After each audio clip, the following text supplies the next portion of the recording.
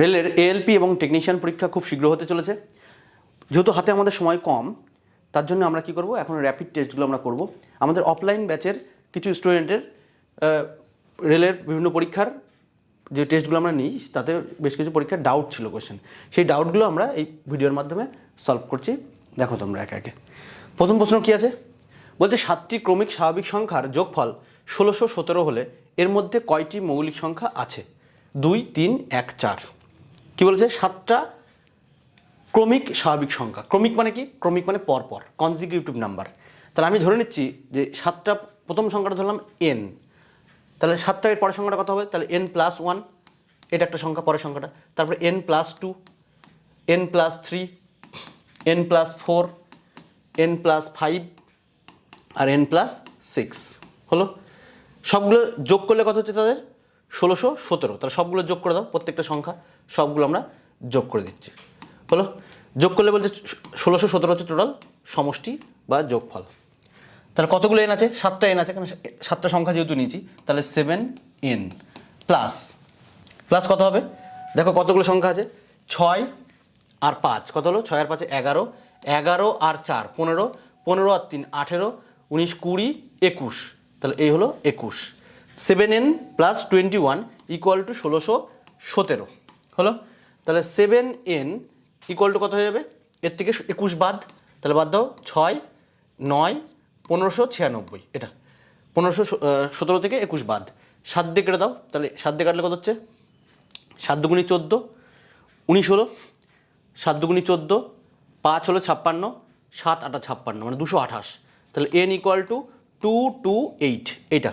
তাহলে n মানে কি? প্রথম সংখ্যাটা হচ্ছে তোমার 228। তাহলে সংখ্যাগুলো কী কী হলো? 228 একটা সংখ্যা পেলাম, 228 একটা সংখ্যা। এই করে প্রত্যেকটাতে 1 2 করে যোগ করে কত পর্যন্ত যোগ করেছিলাম? 6 পর্যন্ত যুক্ত করলে আমার 7টা সংখ্যা হয়ে গেছিলো। তাহলে একটা পেলাম 228, 229, 230, 231, 232, 233, 1 2 3 4 5 6, একটা হবে 234, তাই তো? 1 2 3 4 5 6 7, এই 7টা সংখ্যা হলো। এর মধ্যে বলছে কোনগুলো মৌলিক সংখ্যা, এর মধ্যে কতগুলো মৌলিক সংখ্যা আছে। কী করে বুঝবো মৌলিক? দেখে নাও, এর মধ্যে দেখো যে সংখ্যাগুলো পেলাম আমরা, এটা তো বুঝতে পারছি যে জোড় সংখ্যা কখনো মৌলিক সংখ্যা হয় না, কারণ একমাত্র মৌলিক হচ্ছে 2। তাহলে 228 কখনো মৌলিক হতে পারে না। 230 তাহলে হবে না, 232 হবে না, 234 হবে না। তাহলে পড়ে থাকলো কত? 229, 231 আর 233। আমরা তো এমনিই জানি যে 231 কততে কাটে? 11তে কাটে। তাহলে 11 দিয়ে কাটো বা 21 দিয়েও কাটে। দেখো 231কে তুমি যদি 231কে যদি 21 দিয়ে কাটি, 21 দিয়ে কাটো, দেখো কত হচ্ছে? 21 অক্ষে 21, 2 থাকলো 21 অক্ষে 21। তাহলে 21 ইন্টু 11 মানে কত? 231। আমরা বলেছিলাম ক্লাসে যে কিছু কিছু সংখ্যা আমরা মাথায় রাখবো, সেই সংখ্যাগুলো দেখা সত্ত্বেও আমাদের মাথার মধ্যে ক্লিক করে, এই সংখ্যা মানে এত ইন্টু এতর গুণফল। ঠিক আছে? তাহলে 231 মানে 21 ইন্টু 11 গুণফল কত? 231। তাহলে এটা মৌলিক সংখ্যা হবে না, তাহলে এটা বাদ। তাহলে মৌলিক সংখ্যা থাকলো কত? 229 আর 233। তুমি চেক করে দেখতে পারো যে কী করে করবো যে এগুলোর মধ্যে মৌলিক কত আছে। আচ্ছা, এটা আমরা মুছে দিই। দেখো, যদি তুমি মনে হয় যে এর মধ্যে আমরা চেক করতে পারছি না, তুমি আরেকভাবে চেক করে দেখতে পারো। কীরকমভাবে মৌলিক সংখ্যা কীভাবে চেক করে দেখো। 229 পড়ে থাকলো কত? 229 আর 233, এটা। 229-এর পরবর্তী মৌলিক সংখ্যা কত আসে? কত আছে? 256। এর পরের মৌলিক সংখ্যাটা, মৌলিক সংখ্যা না, মানে পূর্ণবর্গ সংখ্যা আর কি। এরপরে পূর্ণবর্গ সংখ্যা হচ্ছে 256। তাহলে তার রুট করে দাও। রুট করলে কত হবে? 16। 16 256, ঠিক আছে? তাহলে 16 থেকে ছোটো ছোটো মৌলিক সংখ্যা কী আছে? 16 থেকে ছোটো মৌলিক সংখ্যা আছে কত? 13 একটা মৌলিক সংখ্যা আছে, 11 মৌলিক সংখ্যা, 7, 5, 3 আর 2। এই সংখ্যাগুলো দিয়ে কি এই সংখ্যাটা কাটে? দেখো তো, 13 দিয়ে, 13 দুগুণি 26, না 13 দিয়ে যাচ্ছে না, 13 দুগুণি 26, 13 অক্ষে 13 যাচ্ছে না, 11 দুগুণি 22, 9 থাকছে, হবে না। 7 দিয়ে, 7 দুগুণি 3 7 21, 19 যাচ্ছে না, 5 দিয়ে যাচ্ছে না, 3 দিয়ে যাচ্ছে না, তাহলে এটা কিন্তু মৌলিক সংখ্যা। তাহলে এইভাবে আমরা চেক করতে পারি মৌলিক। তাহলে এইভাবে তুমি এটাও চেক করে দেখো যে এটাও কিন্তু মৌলিক সংখ্যা। যেটা যদি একটা দিয়ে না কাটে তাহলে এটা মৌলিক সংখ্যা, যদি কোনো একটা সংখ্যা দিয়ে কেটে যায় তাহলে কিন্তু সেটা মৌলিক সংখ্যা হবে না। ঠিক আছে? এই যেমন যদি এটা বুঝতে পারতাম, এই যে 231 যদি তুমি না বুঝতে পারো, দেখো আমি আরেকভাবে দেখিয়ে দিই। 231-এর পরবর্তী পূর্ণবর্গ সংখ্যা হচ্ছে 256। তাহলে তার রুট করলে কত হয়েছিল? 256-র রুট করলে 16 হলো। তাহলে 16 থেকে ছোটো ছোটো মৌলিক সংখ্যা কত ছিল? এই যে 11, 13, 7, 5, 3, 2, এর মধ্যে কত দিয়ে কাটছিল সেটা? দেখো 11 দিয়ে কেটে যাচ্ছে। তাহলে যেহেতু এর মধ্যে কোনো একটা সংখ্যা কাটলে সেটা মৌলিক সংখ্যা হবে না কিন্তু, ঠিক? তাহলে এর জন্য এটা মৌলিক সংখ্যা না, তাহলে উত্তর হবে কোনটা? দুটো মৌলিক সংখ্যা পেলাম, অপশান এ হয়ে যাবে সঠিক উত্তর। ঠিক আছে, নেক্সট চলো, এ হলো সঠিক উত্তর। 2 নম্বর প্রশ্ন বলছে 0.1 মোল গ্লুকোজের ভর কত? আচ্ছা, গ্লুকোজের সংকেত কি? গ্লুকোজের সংকেত আমরা জানি C6H12 আর O6। কার্বনের পরমাণু ক্রমাঙ্ক কত বা অ্যাটমিক নাম্বার? কার্বনের 6, 6-এর ডবল কত হবে? 12। তাহলে ভর বের করছি যেহেতু, তাহলে 12। নিচে যে সংখ্যাটাতে সবগুলো গুণ করতে হয়, হ্যাঁ নিচের সংখ্যাটাতে গুণ করতে হয়, তাহলে 12 × 6। আচ্ছা, হাইড্রোজেনের কত? হাইড্রোজেনের পরমাণু ক্রমাঙ্ক তোমার 1, তাহলে 1 × কত? 12। এর সঙ্গে প্লাস করো সবগুলো। অক্সিজেনের কত? অক্সিজেনের পরমাণু ক্রমাঙ্ক 8, তার ডবল কত? 16, তাহলে 16 × 6। সবগুলো যোগ করে দাও, কত হলো? 6 12 72, এটা হচ্ছে তোমার 12, আর এখানে 6 16 96। সবগুলো যোগ করে দিলে আমরা ভ্যালু পেয়ে যাবো। তাহলে 6 আর 2 8 আর 2 10, 10 শূন্য হাত আমার 1, কত হলো তাহলে? 7 আর 8 আর 9, 9 9 18, 180। 180 কি? গ্রাম। তাহলে 180 গ্রাম যে ওজনটা পেলাম, ভরটা পেলাম, এটা কত মোলের জন্য? 1 মোল গ্লুকোজের ভর হচ্ছে 180 গ্রাম। 1 মোল গ্লুকোজের ভর হচ্ছে 180 গ্রাম। এটা যেটা আমরা পাবো সেটা কিন্তু সবসময় 1 মোলের পাবো, ঠিক আছে? কিন্তু এখানে বলছে 0.1 মোল, তার মানে এর পয়েন্ট একটা দিয়েছে, তাহলে 0.1 মোলের কত হবে? তাহলে আগে একটা ঘর আগে দশমিক চলে আসবে, তার মানে 18 গ্রাম হবে, এক ঘর আগে দশমিক, তাহলে 18 গ্রাম ওজন উত্তর হয়ে যাবে 18 গ্রাম। তার মানে 0.1 মোল গ্লুকোজের ভর হবে কত? অপশান এ হবে সঠিক উত্তর, ঠিক? Option A. 3 নম্বর চলো, বলছে কোয়াশিওকোর অপুষ্টির একটা ধরন, ঠিক? বলছে কিসের অভাবের কারণে এটা হয়? খনিজ পদার্থ, ভিটামিন, চর্বি, প্রোটিন। আমরা জানি কি কোয়াশিওকোর যে রোগটা, এটা কিন্তু অবশ্যই প্রোটিনের অভাবে সঠিক উত্তর হবে, প্রোটিন। এবং কোয়াশিওকোর হয় কাদের? শিশুদের হবে কোয়াশিওকোর, শিশুদের হয় কোয়াশিওকোর। আর বড়দের কী রোগ হয়? ম্যারাসমাস। বড় যাদের রোগ তাদের হয় কি? ম্যারাসমাস। কিসের অভাবে? অবশ্যই প্রোটিনের অভাবে। তাহলে প্রোটিনের অভাবে দুটো রোগ হচ্ছে, একটা হচ্ছে তোমার শিশুদের হচ্ছে কোয়াশিওকোর, ঠিক আছে, আর বড়দের হচ্ছে ম্যারাসমাস। আচ্ছা, প্রোটিনের মনোমারের নাম কি? প্রোটিনের মনোমার হচ্ছে তোমার অ্যামিনো অ্যাসিড বা অ্যামাইনো অ্যাসিড। এটা হচ্ছে প্রোটিনের মনোমার, ঠিক? অ্যাসিড, এটা অ্যামিনো অ্যাসিড। অ্যামিনো অ্যাসিডের ফাংশনাল গ্রুপ কি? কার্যকরী গ্রুপ, সেটা কিন্তু NH2। এটা তোমার হচ্ছে অ্যামিনো অ্যাসিডের ফাংশনাল গ্রুপ। প্রত্যেকটা যে কথাগুলো আমরা বলছি এখানে, যে ডেটাগুলো দিচ্ছি, অবশ্যই পারলে খাতায় নোট করো বা মাথায় রেখো। তোমার প্রত্যেক যত তুমি টেস্ট দেবে, পরবর্তী টেস্টগুলোতে এই ডেটাগুলো তোমার কিন্তু হেল্প করবে এবং পরীক্ষাতেও তোমার হেল্প করবে প্রচণ্ড, ঠিক? নেক্সট চলো, 4 নম্বর প্রশ্ন। 4 নম্বর চলো, বলছে আইসোটোপ যুক্ত পরমাণুর সমান থাকে কোনটা? দেখো, আইসোটোপ যুক্ত কোনো একটা পরমাণুর তার সমান থাকে কি? আগে জানতে হবে আইসোটোপ কাকে বলে। আইসোটোপ কাকে বলে আমরা একটা উদাহরণ দিয়ে দেখাই। ধরো কার্বন, ঠিক আছে? কার্বনে মেনলি 3টে আইসোটোপ আছে, 6C12, 6C13 আর 6C14। এই 3টে আইসোটোপ কার্বন। হাইড্রোজেনেরও আমরা জানি, ঠিক আছে? তাহলে 6C12, 6C13 আর 6C14। এরকম যে কোনো একটা ধরো পরমাণু, আমি ধরলাম এই পরমাণুটার ক্ষেত্রে এর নির্দিষ্ট, এই নিচেরটাকে বলে পরমাণু ক্রমাঙ্ক, এইটাকে বলে নিচেরটাকে পরমাণু ক্রমাঙ্ক বলা হয়, পরমাণু ক্রমাঙ্ক বা অ্যাটমিক নাম্বার, ঠিক আছে? পরমাণু ক্রমাঙ্ক বা অ্যাটমিক নাম্বার। উপরটাকে কি বলে? উপরটাকে বলে ভর সংখ্যা বা মাস নাম্বার। এই ভর সংখ্যাকে আমরা ন্যাচারালি কী দ্বারা প্রকাশ করি? এ দিয়ে প্রকাশ করি। ধরো কোনো একটা, ধর এক্স একটা পরমাণু, এক্স যদি পরমাণু হয় তাহলে উপরেরটাকে বলে ভর সংখ্যা, উপরেরটাকে আমরা এ বলবো আর নিচেরটাকে জেড বলবো। মনে রাখবো কী করে? A to Z, উপরে হবে ভর, নিচে হবে পারমাণবিক সংখ্যা। কী করে মনে রাখবো সেটাও আমরা টেকনিক বলেছি। কেন আমাদের দেহের সবথেকে কোন অঙ্গের ভর বেশি? মাথায়, তাহলে উপর হবে ভর সংখ্যা। সবথেকে নিচে কি? পারমাণবিক সংখ্যা, তাহলে পায়ে হবে পারমাণবিক সংখ্যা, এটা পা, ঠিক আছে? তাহলে A to Z, উপরে হবে, মাথায় হবে তোমার ভর সংখ্যা, পায়ে হবে পারমাণবিক সংখ্যা, ঠিক? তাহলে A to Z। আচ্ছা, এখানে একটা পয়েন্ট হচ্ছে, এক প্রশ্ন প্রচুর এসছে পরীক্ষাতে রেলের, যে ভর সংখ্যাকে কোন সিম্বল দ্বারা ডিনোট করা হয়? সেটা হচ্ছে A। আর পারমাণবিক সংখ্যাকে কী দ্বারা প্রকাশ করা হয়? জেড। এটা একটা কিন্তু কোয়েশ্চেন। যাই হোক, আমরা এটাতে আসি, যে যেটা বোঝাচ্ছিলাম যে কার্বনের 6C12, এইটা হচ্ছে একটা পরমাণু, নির্দিষ্ট পরমাণু। এই প্রসঙ্গে আমি একটা বলে রাখি, এরকম টাইপের যে পরমাণুগুলো আছে যাদের নির্দিষ্ট পরমাণু সংখ্যা বা পরমাণু ক্রমাঙ্ক আর নির্দিষ্ট ভর সংখ্যা যাদের থাকে তাদেরকে বলা হয় নিউক্লিয়াইড। তাদের বলা হয় নিউক্লাইড বলা হয় তাদের। তাহলে এরকমভাবে অনেক তুমি নিউক্লিয়াইড পাবে, যাদের যেমন ধরো ক্লোরিন কী হয় 17Cl35, তাহলে এর নির্দিষ্ট পরমাণু ক্রমাঙ্ক, নির্দিষ্ট ভর সংখ্যা, তাহলে এটা কিন্তু একটা নিউক্লিয়াইড। ঠিক, তাহলে এরকমভাবে আমরা প্রচুর নিউক্লিয়াইড পাবো। তাহলে যেটা আমরা আলোচনা করছিলাম যে আইসোটোপ, আইসোটোপ কাকে বলছে, দেখো এখানে আমি 3টে আইসোটোপ লিখেছি, এইখানে 3টে আইসোটোপ উদাহরণ দিয়েছিলাম এখানে, যে 6C12, 6C13 আর 6C14।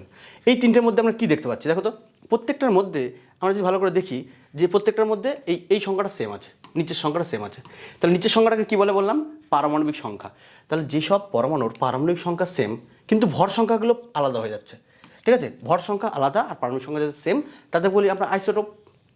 এবং যেহেতু এ প্রসঙ্গে আরেকটা বলি, যেহেতু ভর সংখ্যা আলাদা আর পারমাণবিক সংখ্যা সেম, তাহলে এদের কিন্তু পর্যায় সারণীর এই আইসোটোপগুলো একই গ্রুপে অবস্থান করবে, ঠিক একটাই ঘরে থাকবে কিন্তু। কেন কি, পর্যায় সারণী, নতুন যে পর্যায় সারণী, সেই পর্যায় সারণী পারমাণবিক সংখ্যার উপর ডিপেন্ড করে তৈরি হয়েছে।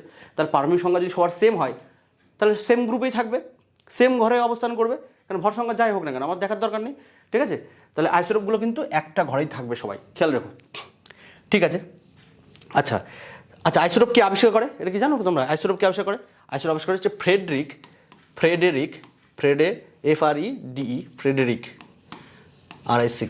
সডি, ঠিক আছে, ফ্রেডেরিক সডি আবিষ্কার করেন তোমার হচ্ছে এই আইসোটোপ, ঠিক আছে, আইসোটোপ।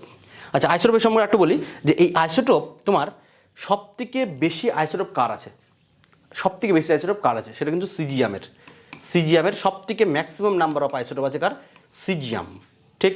আচ্ছা, এখানে যেটা বলছিল যে আইসোটোপযুক্ত পরমাণুর সমান থাকে কি, পারমাণবিক সংখ্যা, কেবলই বললাম, কারণ নিচেটা সবাই অ্যাটমিক সংখ্যা, অ্যাটমিক নাম্বার বা পারমাণবিক সংখ্যা সমান থাকে, তাহলে উত্তর হবে কিন্তু অপশান এ হবে সঠিক উত্তর, হলো। আচ্ছা, এগুলো সব তো আলোচনা করেই দিয়েছি অলরেডি। আর অ্যাটমিক এখানে বলছে আণবিক ভর, আণবিক ভর কিছু না, আণবিক ভর ধরো একটা পরমাণুর মধ্যে কী কী থাকে, ইলেকট্রন, প্রোটন আর নিউট্রন, এগুলোকে অবপারমাণবিক কণা বলা হয়, ঠিক আছে, সাব অ্যাটমিক পার্টিকেল। ইলেকট্রনের ভর তো নগণ্য, বাদই দিলাম। তাহলে মেনলি কোনো একটা পরমাণুর প্রোটন আর নিউট্রনের যে ভরটা, সেটাকেই বলা হচ্ছে মেনলি আণবিক ভর। নিউটন সংখ্যা কী করে বের করে, উদাহরণ যেটা দিয়েছিলাম আমি একটা দেখিয়ে দিই। ধরো কার্বন রয়েছে 6C12 রয়েছে, উপরটা ভর সংখ্যা জেড দ্বারা মানে এ দ্বারা প্রকাশ করা হয়, আর নিচেরটা জেড দ্বারা প্রকাশ করা হয়, তাই তো। এই যে পরমাণু সংখ্যা বা পারমাণবিক ক্রমাঙ্ক, এইটা যা থাকে ততগুলোই থাকে প্রোটন, আর ততগুলোই থাকে কি ইলেকট্রন, তাই তো। এই যে অ্যাটমিক মাস বা পারমাণবিক ভর যেটা, ঠিক আছে, মাস নাম্বার যেটা, মানে কী বলে এটাকে, ভর সংখ্যা যেটা, সেই ভর সংখ্যাটাকে আলটিমেটলি প্রোটন আর নিউটনের টোটাল ভরটা হচ্ছে তোমার পারমাণবিক ভর। তো এর মধ্যে দেখো প্রোটন তো 6টা আছে, যদি বলে এই পরমাণুতে কতগুলো প্রোটন আছে, তাহলে প্রোটন আছে কতগুলো, নিচের যেটা থাকবে সেটা হচ্ছে প্রোটন, 6টা হচ্ছে প্রোটন। কতগুলো ইলেকট্রন আছে, যতগুলো প্রোটন ততগুলো ইলেকট্রন, তাহলে ইলেকট্রন থাকবে কতগুলো, 6টা। আর এইখানে দেখো প্রোটন আর নিউট্রন মিলে আছে 12, তার মধ্যে 6টা আছে তোমার হচ্ছে প্রোটন, তাহলে নিউট্রন কত থাকবে, 12 6 বাদ দিয়ে দাও, তাহলে নিউট্রন আছে কত, 6। তাহলে এইভাবেও কিন্তু তোমার কোশ্চেন দিতে পারে যে কোনো একটা পরমাণু দিয়ে কতগুলো প্রোটন, ইলেকট্রন, নিউট্রন আছে সেগুলো পেয়ে যাব। আর এখানে আগেও আমরা ভিডিওতে বলেছি যে টোটাল সংখ্যাটাকে বলা হয়, পরমাণুর টোটাল সংখ্যাটা কি, টোটাল সংখ্যাটা হচ্ছে ভর সংখ্যা, পরমাণুর প্রোটন আর নিউট্রনের মোট সংখ্যাটা হচ্ছে ভর সংখ্যা, আর একত্রে বলা হয় কি নিউক্লিয়ন, ঠিক। তাহলে সঠিক উত্তরের ক্ষেত্রে হবে এটা কি, এক্ষেত্রে সঠিক উত্তর হবে পারমাণবিক সংখ্যা। নেক্সট হলো 5 নম্বর, বলছে কোষের কোন উপাদানে, কোষের বংশগত উপাদান ডিএনএ থাকে। কোন একটা কোষ কী আবিষ্কার করে, রবার্ট হুক, আমরা জানি সেগুলো। তাহলে কোষের ডিএনএ কোনটা, মানে কোনটার মধ্যে থাকে, কোন উপাদানে, কোন অর্গানেলের মধ্যে থাকে, কোষ প্রাচীর মানে সেল ওয়াল। তাহলে সেল ওয়াল কী দ্বারা তৈরি হয় উদ্ভিদের ক্ষেত্রে, এটা অলরেডি পরীক্ষায় এসেছিলো এটা, ঠিক আছে। উদ্ভিদের সেল ওয়াল কী দ্বারা তৈরি হয়, সেটা কিন্তু সেলুলোজ দ্বারা গঠিত, ঠিক আছে। সেলুলোজ কিছুই না, তোমার হচ্ছে গ্লুকোজ C6H12O6, সেগুলো অনেকগুলো যুক্ত হয়ে তৈরি হয়ে যায় তোমার হচ্ছে সেলুলোজ, ঠিক আছে। তাহলে উদ্ভিদের কোষ প্রাচীর তৈরি হয় সেলুলোজ দ্বারা, ঠিক আছে। আচ্ছা, নিউক্লিয়াসকে কী বলা হয়, কোষের মস্তিষ্ক বা কোষের ব্রেইন বলা হচ্ছে তোমার কাকে, নিউক্লিয়াসকে বলা হয়, ঠিক আছে। আচ্ছা, কোষের ঝিল্লি বা মানে সেল মেমব্রেন, কোষের ঝিল্লি বা সেল মেমব্রেন, এটা কী দিয়ে তৈরি হয়, মেনলি প্রোটিন, লিপিড, প্রোটিন, ঠিক আছে। পিএলপি দ্বারা তৈরি হয় কোষের ঝিল্লি, পিএলপি, প্রোটিন, লিপিড, প্রোটিন, অনেক সময় লাইপোপ্রোটিন বলে।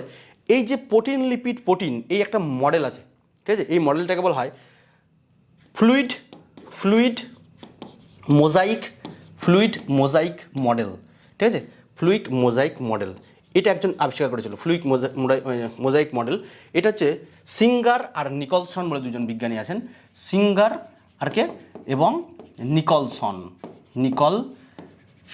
এই দুইজন বিজ্ঞানী এই কোষের ঝিল্লি বা সেল মেমব্রেনের প্রোটিন লিপিড প্রোটিন বা ফ্লুইড মোজাইক মডেল এটা আবিষ্কার করেছিলেন, ঠিক। আচ্ছা, সাইটোপ্লাজম কী জিনিস? কোনো একটা ধরো কোষ, এই যদি কোষ হয়, ঠিক আছে, এই কোষটা কী কোষ? প্রাণী কোষ অবশ্যই একটা গোলাকার বা একটা সার্কুলার শেপ নেবে। আর যদি উদ্ভিদ কোষ হয় তাহলে উদ্ভিদ কোষ কিন্তু মোটামুটি আয়তক্ষেত্রাকার নেবে, ঠিক আছে। তাহলে উদ্ভিদ কোষ হচ্ছে আয়তক্ষেত্রাকার আর প্রাণী কোষ হচ্ছে গোলাকার। তাহলে এই গোলাকার কোষের এইটা হচ্ছে তোমার কী আছে, এটা নিউক্লিয়াস। এই নিউক্লিয়াসের, আচ্ছা এটা মুছে দিই, উদ্ভিদ কোষটা নিয়ে আমরা মুছে দিই, প্রাণী কোষটা নিয়ে কাজ করছি। তাহলে এইটা হচ্ছে তোমার নিউক্লিয়াস। ভিতরে যেটা থাকছে সেটা হচ্ছে নিউক্লিয়াস। আর বাইরে কি থাকে? এই বাইরে যে লিকুইডগুলো থাকে সেখানে দেখো বিভিন্ন অর্গানেল থাকে, এর মধ্যে থাকে তোমার প্লাস্টিড থাকে, মাইটোকন্ড্রিয়া থাকে, ঠিক আছে, গলগি বডি, এন্ডোপ্লাজমিক রেটিকুলাম, এইখানটায় এর মধ্যে সবগুলো রয়েছে। তাহলে এইটা হচ্ছে তোমার নিউক্লিয়াস, এইটা হচ্ছে তোমার নিউক্লিয়াস মানে সেন্টার আর কি, নিউক্লিয়াস থাকছে।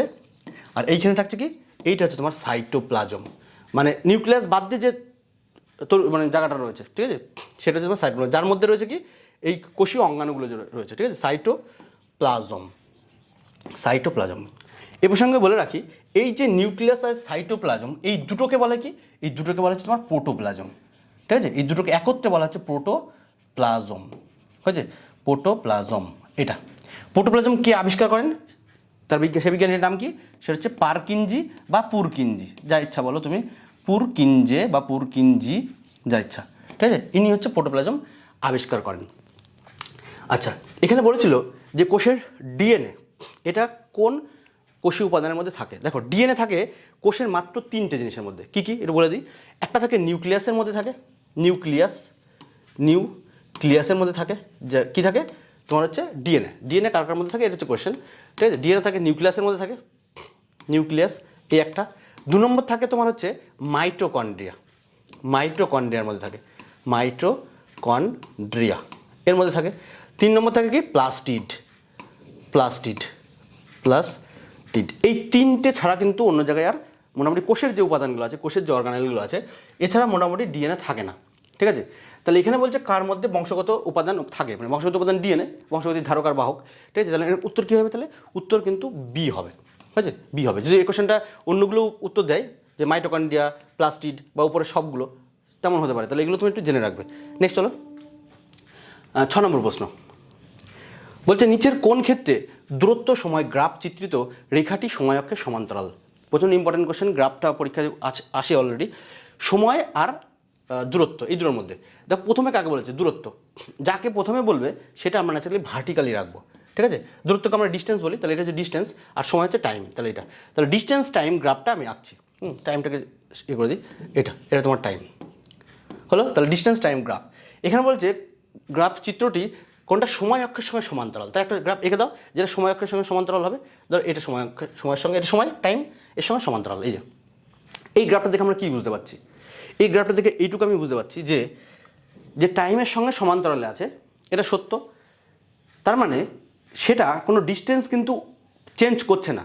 দেখো এইখানে যখন ধরো মনে করলাম এটা 1 ঘন্টা, 2 ঘন্টা, 3 ঘন্টা, 4 ঘন্টা, 5 ঘন্টা এরকম ধরো রয়েছে, 1 ঘন্টা সময় যখন এখানে রয়েছে তখন দেখো সে এই পজিশনেই রয়েছে, এই এখানটায়, এইখানে। 2 ঘন্টা যদি এটা ধরি, 2 ঘন্টা দেখো এখানেই রয়েছে, তার মানে সে উপরে উঠছে না নিচে নামছে। এখানে দেখো এখানে আছে, এখানে সেম ডিস্টেন্স, সব জায়গায় প্যারালাল আছে, তো সমান্তরাল। তার মানে এটুকু বুঝতে পারছি এরকম কার ক্ষেত্রে হয় যে একটা জিনিস সবসময় ওইখানেই রয়ে গেছে, সময় বেড়ে যাচ্ছে কিন্তু ওইখানেই রয়েছে। কখন হবে? যখন বস্তুটা স্থির ফিক্সড থাকবে তখন। তাহলে এখানে হচ্ছে অভিন্ন গতি, এসব গতিতে তো কিছু আসবে না, বস্তু যখন স্থির, বস্তু যখন ফিক্সড থাকবে একই জায়গাতে যখন রয়ে গেছে, তাহলে অপশান ডি হবে সঠিক উত্তর। হলো, তাহলে যার সঙ্গে সমান্তরাল তুমি তেমন ছবি এঁকে নাও তাহলেই হবে। তাহলে অপশান ডি হবে সঠিক উত্তর।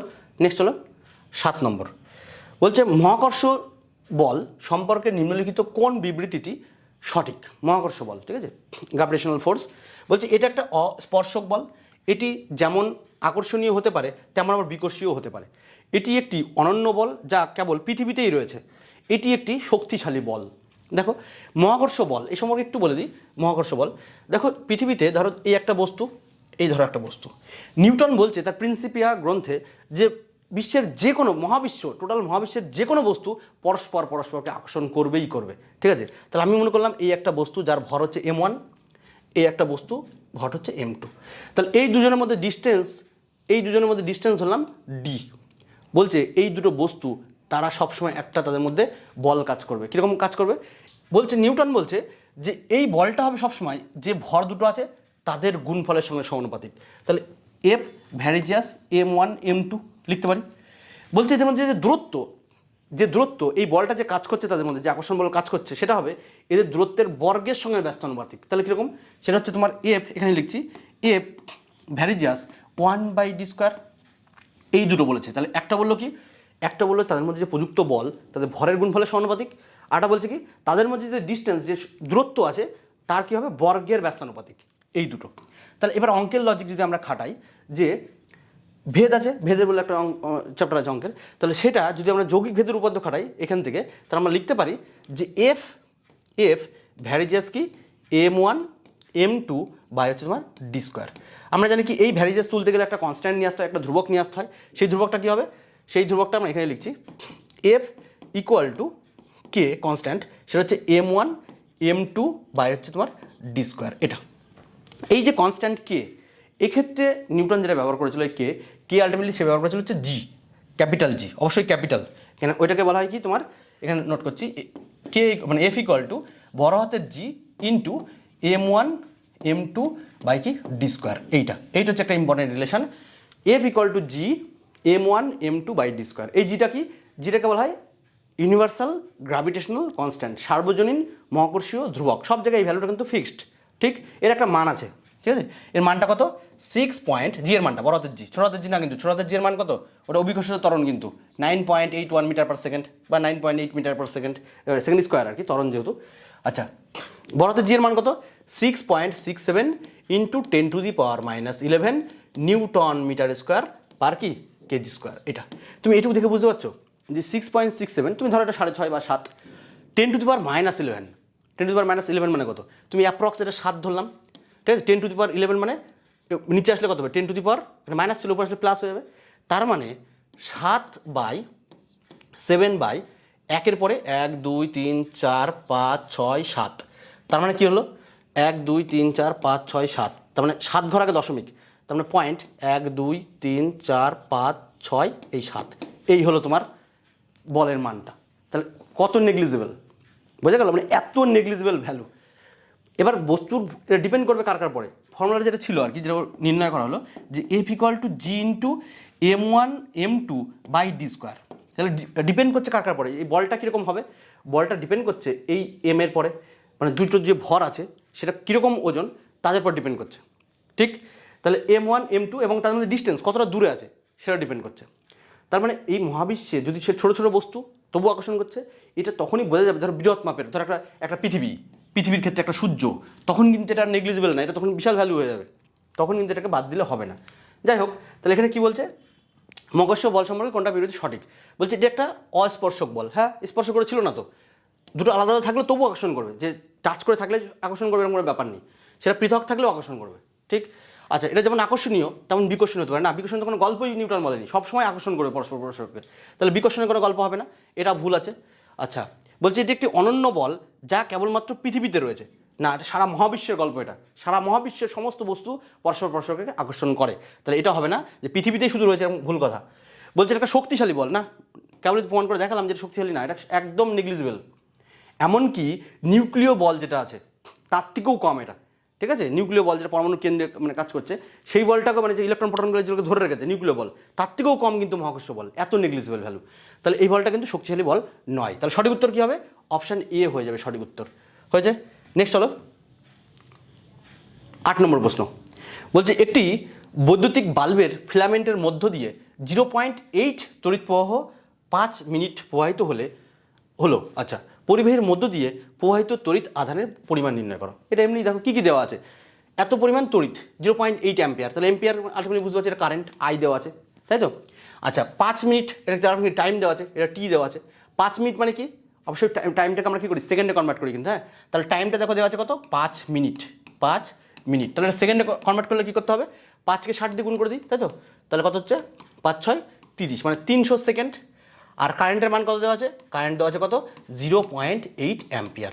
আমরা জানি কি Q equal to IT, Q equal to I into কি T, Q equal to IT আমরা রিলেশন জানি এটা, হয়েছে? তাহলে কিউ ইকুয়াল টু আইটি। তাহলে এখানে তো কারেন্টের মান কত দেওয়া আছে? কারেন্টের মান দেওয়া আছে তোমার হচ্ছে 0.8। টাইম দেওয়া আছে কত? টাইম দেওয়া আছে 300 সেকেন্ড। তাহলে গুণ করে দাও, 3 × 24, তারপরে 2 শূন্য, 1 ঘর আগে 10 মিনিট আছে, তাহলে 1 ঘর আগে 10 মিনিট, মানে 240 কী হবে? 240 কুলম। যেহেতু চার্জের একক কি? কুলম। তাহলে তড়িৎ আধানের পরিমাণ কত হবে? 240 কুলম। অপশান এ হয়ে যাবে সঠিক উত্তর। হলো? জাস্ট ফর্মুলা, আর কিচ্ছু না। আচ্ছা, এখানটা একটু বলে রাখি যে আই ইকুয়াল টু কী হয়? আই কারেন্ট কাকে বলে? কারেন্ট কাকে বলে? কোনো একটা ধরো তড়িৎ, এই একটা ধরো কন্ডাক্টর তড়িৎ, এর মধ্যে দিয়ে যে পরিমাণ, মানে আই ইকুয়াল টু, আমরা যে কিউ ইকুয়াল টু যেহেতু আইটি পেলাম না, কিউ ইকুয়াল টু আইটি, তাহলে এখানে আমরা বলতে পারি যে I equal to Q by T, মানে একক সময় যে পরিমাণ আধান প্রবাহিত হয় আর কি। একক সময়ে কোনো একটা পরিবেশের মধ্যে যে পরিমাণ আধানটা যাচ্ছে তাকেই বলবো কি আমরা? কারেন্ট। তার মানে এটাকে আমরা এইভাবে লিখতে পারি যে আই কারেন্ট কোনো একটা পরিবাহী ধরো তারের মধ্যে দিয়ে যাচ্ছে কি, একটা ক্রস সেকশন আমি দেখছি যে দেখি তো 1 সেকেন্ডে কত আধান যাচ্ছে, কী পরিমাণ আধান যায়, তার মানে আধান মানে কি? চার্জ। তাহলে I equal to Q by T, তাহলে কিউ ইকুয়াল টু আইটি লিখতে পারি।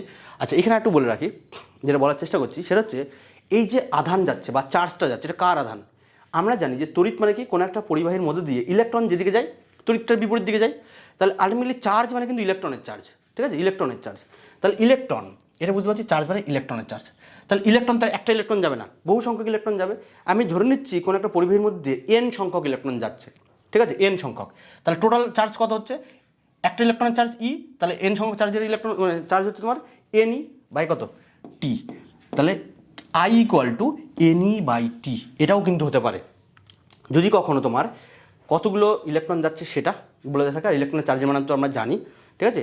আর তাকে টাইম দিয়ে ভাগ করলে কিন্তু কী পরিমাণ কারেন্ট কোনো একটা পরিবেশের মধ্যে প্রবাহিত হচ্ছে সেটা কিন্তু আমরা এই ফর্মুলা দিয়ে ব্যবহার করতে পারি, ঠিক আছে? আমাদের যে মেটেরিয়াল আছে এপি সার্কেল বলে দেখবো একটা দেওয়া আছে, ঠিক আছে? ওই এপি মেটেরিয়ালের ওখানে তোমরা এই সমস্ত ফর্মুলার যে লিস্ট সেখানে তোমরা পেয়ে যাবে, ওগুলো দেখবে অবশ্যই। নেক্সট হলো 9 নম্বর প্রশ্ন। আচ্ছা, এর উত্তর কত হবে? তাহলে অপশান সি। 9 নম্বর, নিম্নলিখিত কোন যন্ত্রটি বায়ু বা গ্যাসের আর্দ্রতা পরিমাপের জন্য ব্যবহৃত হয়? আর্দ্রতা মানে কি? আর্দ্রতাকে ইংলিশে বলে তোমার হচ্ছে হিউমিডিটি। এই দুটো প্রচণ্ড পরীক্ষাতে দেয়। এটা একটা হচ্ছে হিউমিডিটি, ঠিক আছে? এটা হিউমিডিটি থাকে এইচের পরের অক্ষর কী গো? মানে এর আগের অক্ষরটা কি? GH। তাহলে এর আগের অক্ষরটা হবে তোমার জি। তাহলে জি দিয়ে দেখো কোনটা আছে। একটা হচ্ছে হাইড্রো, একটা হচ্ছে হাইগ্রো, এই দুটো গুলি যায়, এর জন্য পরীক্ষাটা দেয়। একটা হচ্ছে হাইড্রোমিটার হলো, আর হচ্ছে হাইগ্রো, GROMETER। দেখো পুরো এই দুটো যদি ভালো করে লক্ষ্য করো, পুরো দেখো সেম। হাইড্রো আর হাইগ্রোর মধ্যে কোনো পার্থক্য নেই। দেখো হাই সেম আছে, মিটার সেম আছে, ঠিক আছে? এখানে দেখো ড্রো আছে আর এখানে আছে গ্রো আছে, এই হলো বেসিক পার্থক্য। শুধু জি আর ডিতে পার্থক্য। তাহলে এইটুকু যদি আমি ভালো করে লক্ষ্য করি তাহলে কিন্তু তোমার উত্তর মুখস্থ।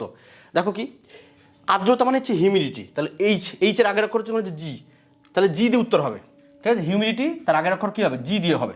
তাহলে হিউমিডিটি মানে কোনটা হলো? তাহলে জি এর আগে কী হবে? তাহলে মানে জি তার হচ্ছে তোমার পরের অক্ষরটা তোমার হচ্ছে এইচ।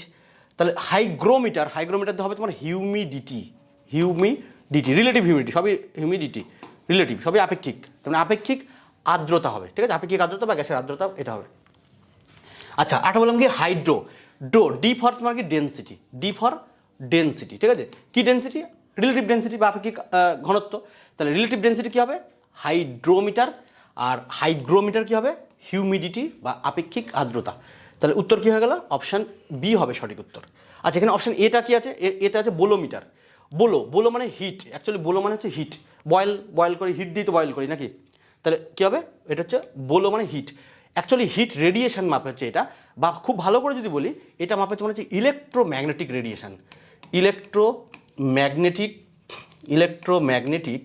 রেডিয়েশন মাপতে ব্যবহার করা হয়।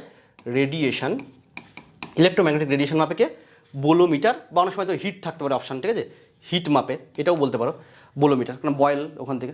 আচ্ছা, অল্টিমিটার মানে তোমার হচ্ছে অল্টিটিউড। তাহলে উচ্চতা মাপতে ব্যবহার করা হয় তোমার হচ্ছে অল্টিটিউড, মানে অল্টিমিটার ব্যবহার করা হচ্ছে তোমার উচ্চতা। বেশ করে কোনো একটা পয়েন্ট থেকে ধরো কতটা এরোপ্লেন উঁচুতে আছে সেটা মাপা হয় তোমার অল্টিমিটার দিয়ে, বা কতটা পাহাড়ে উঠেছে সেটাও অল্টিমিটার দিয়েই মাপা হয়, ঠিক আছে? তাহলে সঠিক উত্তর হয়ে গেল কি? সঠিক উত্তর হবে অপশান বি হবে সঠিক উত্তর। নেক্সট চলো, কী বলছে? যে নিম্নলিখিত বিকল্পগুলোর মধ্যে কোনটি চাপ সম্পর্কে ভুল তথ্য আছে? দেখো কি বলছে, ক্ষেত্রফল যত ছোট হবে একই বলের জন্য একটি পৃষ্ঠের চাপ তত বেশি হবে। তরল পাত্রের দেয়ালে চাপ দেয়, বায়ু আমাদের উপর বায়ুমণ্ডলে চাপ প্রয়োগ করে, আমরা বায়ুমণ্ডলীয় চাপ অনুভব করি না কারণ এটি পরিমাণে নগণ্য। এখানে তোমাকে জানতে হবে কি, এখানে জানতে হবে চাপ কাকে বলে। এটা জানলেই তোমার উত্তর শেষ। চাপ মানে কি, প্রেশার। তাহলে কোনো একটা, ধরো এই একটা তলের উপরে কি পরিমাণ বল প্রয়োগ হচ্ছে একক ক্ষেত্রফলের মধ্যে দিয়ে, একক ক্ষেত্রফল যতটা ক্ষেত্রফল কম করা যায়, ঠিক আছে, একক ক্ষেত্রফলের মধ্যে দিয়ে কি পরিমাণ ফোর্স বল প্রযুক্ত হচ্ছে সেটাই তোমার হচ্ছে চাপ। তাহলে এইটুকু আমি বলতে পারি যে এই যে চাপ মানে প্রেশার, সেটা কি বললাম, একক ক্ষেত্রফলের মধ্যে, কোনো একটা ছোটো জায়গার মধ্যে একক ক্ষেত্রফল, ধরো একক মিটার স্কোয়ার, এরকম কিছু।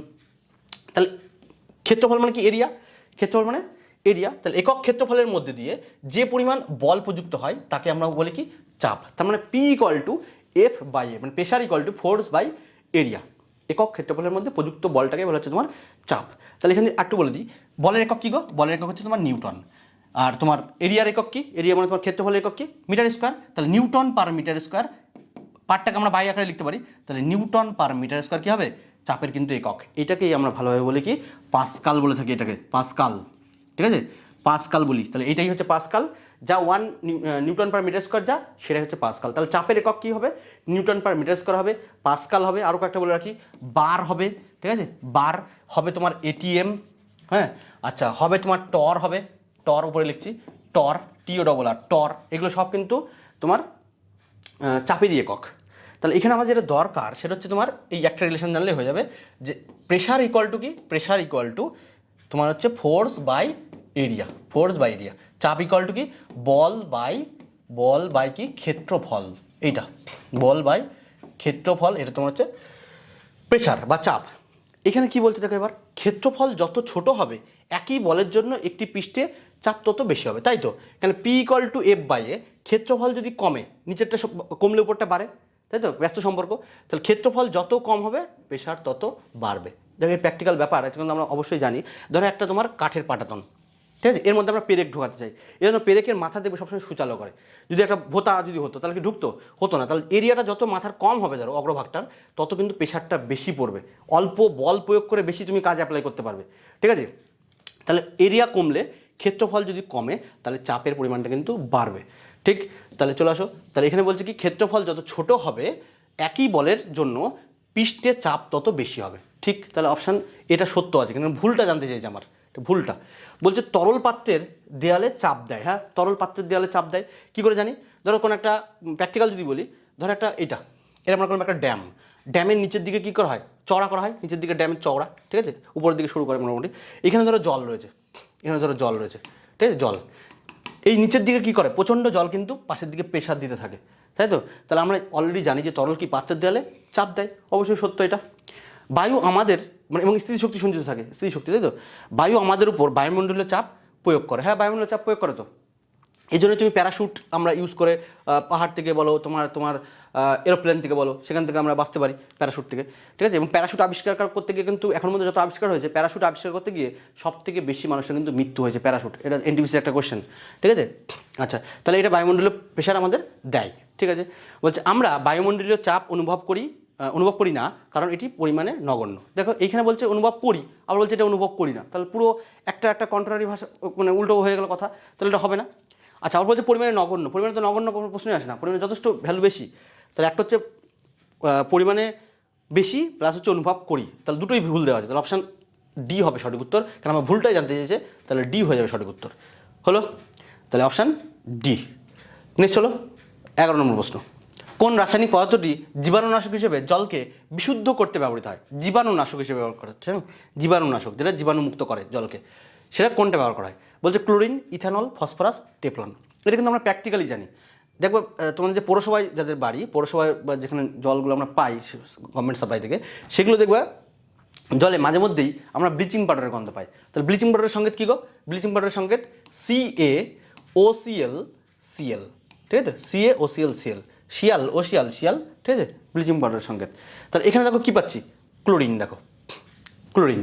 তাহলে এখানে জলকে জীবাণুমুক্ত করতে কী ব্যবহার হয়? অবশ্যই উত্তর কী হবে? অবশ্যই এ হবে, ক্লোরিন। এবং এই যে জলকে জীবাণুমুক্তকরণের যে পদ্ধতি, তার একটা সায়েন্টিফিক মানে পরিভাষা আছে, তাকে বলা হয় কি, ক্লোরিনেশন। তাকে বলা হয় ক্লোরিনেশন, ঠিক আছে, ক্লোরিনেশন জলকে জীবাণুমুক্তকরণের একটা পদ্ধতি। আচ্ছা বলছে এখানে ইথানল, অপশান বিতে আছে কি ইথানল।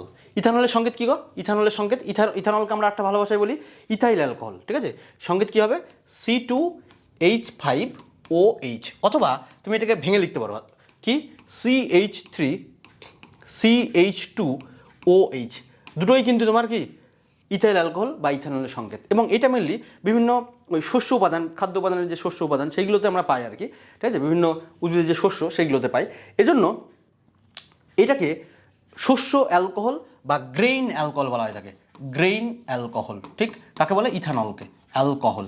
এবং যেটা যে অ্যালকোহল সবাই খায়, নেশা করে, সেটা কি অবশ্যই ইথানল হলো। আচ্ছা নেক্সট চলো।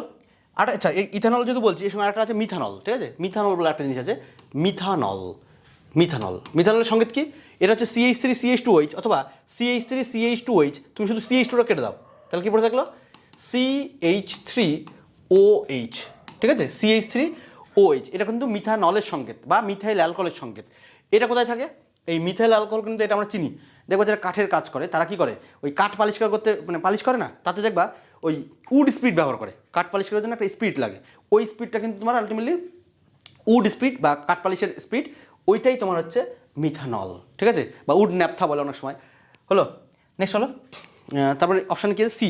সিতে হচ্ছে ফসফরাস। ফসফরাসকে আমরা পি দ্বারা ডিনোট করি, এবং ফসফরাসের পরমাণু ক্রমাঙ্ক কত হয়? অবশ্যই 15, তাই তো? ফসফরাসের পরমাণু ক্রমাঙ্ক 15।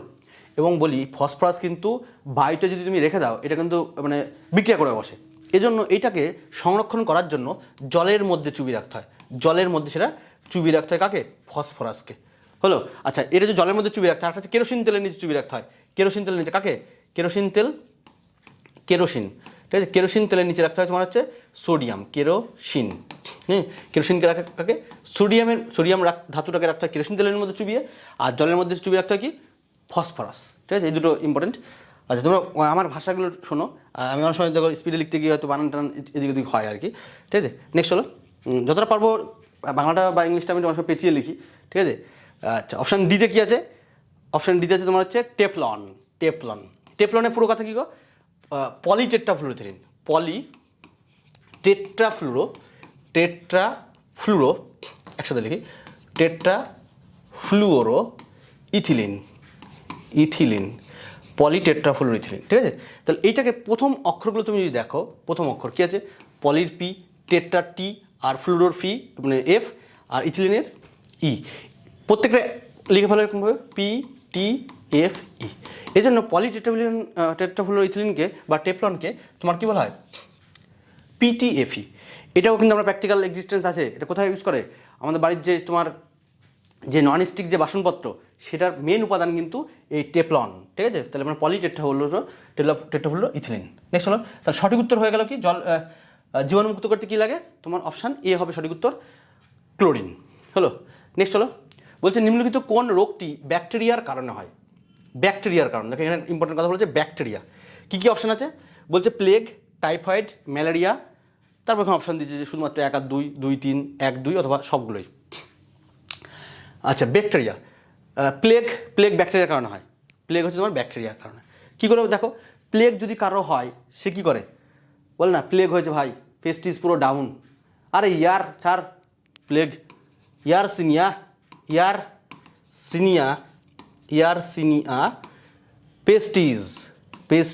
পেস্টিজ পুরো ডাউন হয়ে গেছে প্লেগ হলে। আরে পেস্টিজ ডাউন হওয়া অত সোজা কথা? প্লেগ হলে ইয়ারসিনিয়া পেস্টিজ, পুরো নামটাই হচ্ছে তোমার ইয়ারসিনিয়া পেস্টিজ। এটা তোমার হচ্ছে এই ব্যাকটেরিয়ার কারণে হয়, মেনলি ইঁদুরের জন্য হয় কিন্তু, হ্যাঁ ইঁদুরের জন্য যেহেতু হয়, এই জন্য এরকম পেস্টিজ ডাউন হয়ে যাচ্ছে বলছে। হলো, তাহলে ইয়ারসিনিয়া পেস্টিজ হচ্ছে তোমার প্লেগের এই ব্যাকটেরিয়াটার নাম। আচ্ছা এবং এটা হচ্ছে একটা কন্টাজিয়াস ডিজিজ কিন্তু, ছোঁয়াচে রোগ। আচ্ছা টাইফয়েড কিন্তু একটা বিখ্যাত যে তোমার অ্যাক্টর, যে তোমার অভিনেতা, তার হয়েছিল। কে? বলিউডের, তাও টলিউড না, বলিউডের কে আছে? সালমান খান, ঠিক আছে? সালমান খানের টাইফয়েড হয়েছিল, সালমোনেলা টাইফোসা,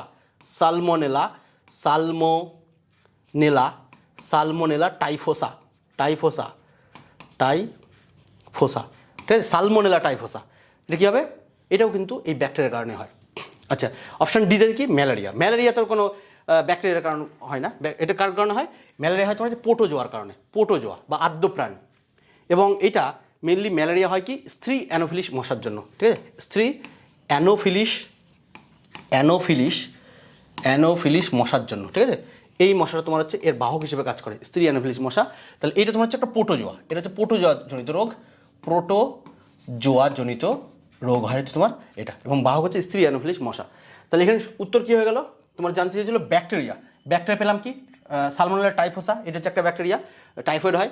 আচ্ছা, প্লেগ তোমার হচ্ছে তোমার কী বললাম, ইয়ারসিনিয়া পেস্টিস, ঠিক আছে এটা। তাহলে দুটোই তোমার উত্তর হবে, অপশান এ আর বি হবে সঠিক উত্তর, শুধুমাত্র এ আর বি, তার মানে অপশান এ।